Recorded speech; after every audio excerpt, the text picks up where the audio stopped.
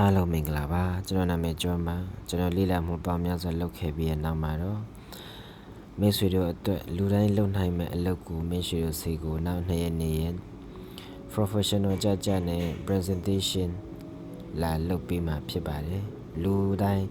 TV ရုပ်ကိုမြင်တဲ့သူတွေဟာလူတိုင်းနောက်2ရက်နေလို့ရှင်ပါလုပ်လဲဆိုတာကစောင့်မျှော်ကြည့်ရှု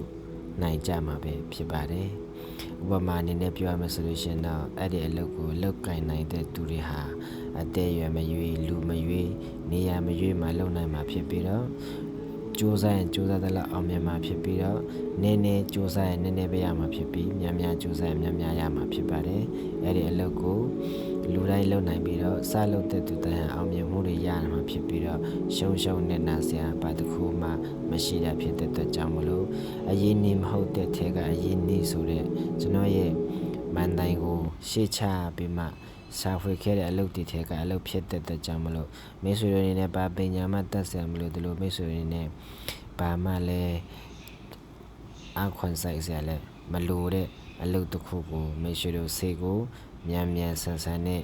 ကျွန်တော် professional ကြနဲ့ presentation လုပ်ပေးသွားမှာဖြစ်ပါတယ်နောက်2ရက်နေလို့ရှိရင်မိတ်ဆွေတို့နဲ့ကျွန်တော်တို့ပြန်ဆုံတွေ့ကြမှာဖြစ်ပါတယ်အားလုံးကိုကျေးဇူးတင်ပါတယ်